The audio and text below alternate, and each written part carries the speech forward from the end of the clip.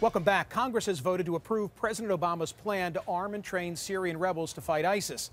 I happen to think that we're not asking the right questions. Too much conversation about American ground troops. The question we should be asking, is there a vital U.S. interest at stake? That has yet to be debated, much less voted on. Listen to Congresswoman Tammy Duckworth tick off the most important issues. And remember, she's an Iraq war veteran. She's talking to Kate Baldwin on CNN's New Day. I can't trust those Syrian rebels, Kate. We don't know who they are. I'm not comfortable with the vetting process, and I don't know how long this commitment is.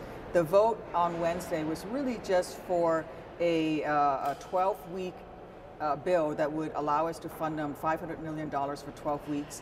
And I just feel like this commitment is far longer term than that, and it deserved more of a debate than this initial short-term debate that we had. Joining us now is Senator Bob Casey. He supports airstrikes on ISIS in Syria. And Senator, as a fellow Pennsylvanian, I appreciate the ribbon that you're wearing in honor of that trooper that we lost this week. Michael, thank you very much. We just hope they find his killer. Do you believe that the president has sufficient congressional authority, given the way you voted this past week and the way that the House voted, to execute the four-point plan that he articulated to the nation a week ago Wednesday? Yes, I do, Michael. I think he does. And look, it really depends upon how you see this. I see this as anti-terrorism, that if we're going to be committed to having a strategy to go after terrorists who bring harm to our people or threaten us, I think this is one of the places you have to go. I realize some people are not comfortable with that, but I think he does have the authority he needs. I wouldn't rule out, though, Michael, I think it would be healthy for the country and for the Congress to have a debate about the broader question here, which is the authorization for the use of force, not just for this president, but for any president. And that's where I'm going, Senator. I'd be less than honest if I didn't say I was disappointed that Americans will go and close the curtain on a ballot booth in 6 weeks without really having a clear answer as to where their representatives stand on the fundamental question of are we at war with ISIS? Isn't that the kind of declaration that needs to be made? Well, Michael, I think that in this case you have what I think is a clear threat to us. It may not be proximate, it may not be immediate, but there's no question that ISIS is a threat to us and to the region. And I think that carries with it the responsibility to go after them. And that means, in my judgment, pursuit, even if that means going into Syria to bring the fight to them.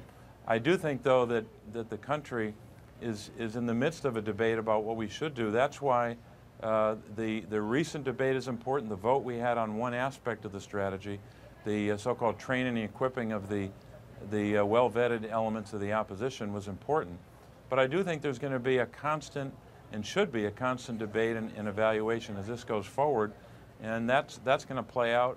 Every candidate running, and I'm not running this year, but the candidates running are being asked this question by the media, these questions, I should say, by the media and by their constituents, and that's why that's part of the debate. But you may have heard me say at the outset, Senator, that there's been so much conversation this week about ground troops. Anytime there's reference to ground troops, it spurs conversation. General Dempsey had something to say that caused a lot of conversation. Help me understand what exactly is the vital U.S. interest. I get the Syrian vital interest. I get the Iraqi vital interest. What's our vital U.S. interest? I think the main vital interest, Michael, is the question of terrorists and terrorism. What are you going to do in response to that? And I don't think, unfortunately, the way that this is often debated in Washington is kind of one extreme to the other. Do nothing, which is unacceptable, or have something like an Iraq-style ground troops or combat troops on the ground, 140,000 when the president came into office. This is nothing close to that, nor should it be.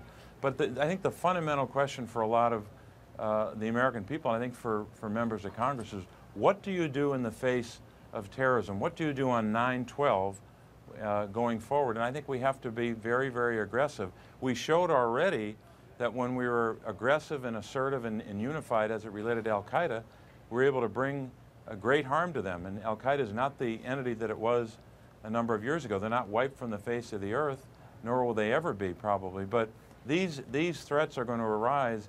It just happens to be now ISIS, which is, I believe, a combination of a terrorist organization and an army even though they don't have a state. They're trying to get a state.